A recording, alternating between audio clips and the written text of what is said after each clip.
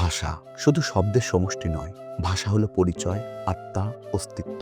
একটি জাতির ইতিহাস, সংস্কৃতি, স্বপ্ন, সংগ্রামের ধারক এই ভাষা।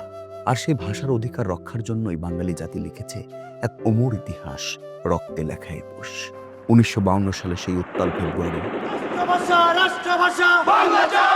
অন্যায়ের বিরুদ্ধে প্রতিবাদের আগুন জ্বলে উঠেছিল ছাত্র সমাজের বুকে।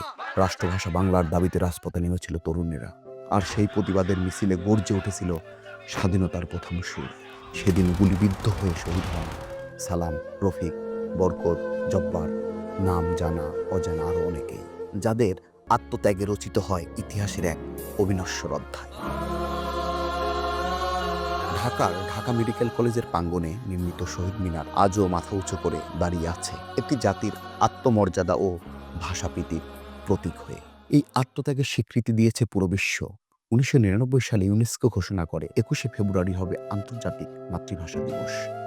ফলে বাঙালির ভাষা আন্দোলন আজ শুধু একটি দেশের নয়, বরং সমগ্র বিশ্বের ভাষা অধিকার আন্দোলনের অনুপ্রেরণা। আজ আমরা যখন মাতৃভাষায় কথা বলি, লিখি, স্বপ্ন দেখি, তখন মনে রাখতে হবে এই অধিকার অর্জিত হয়েছে ত্যাগের বিনিময়ে। ভাষার মর্যাদা রক্ষা করা মানে নিজের অস্তিত্বকে সম্মান করা।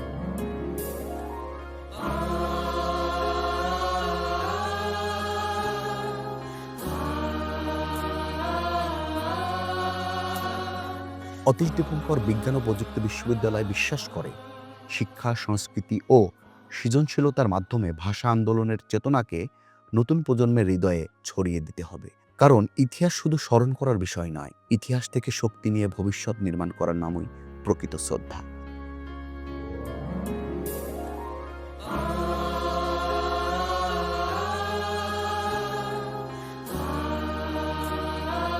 একুশ আমাদের শেখায় অন্যায়ের বিরুদ্ধে দাঁড়াতে, নিজস্ব পরিচয়কে ভালোবাসতে এবং ভাষার মর্যাদা রক্ষায় কখনো আপোষ না করতে।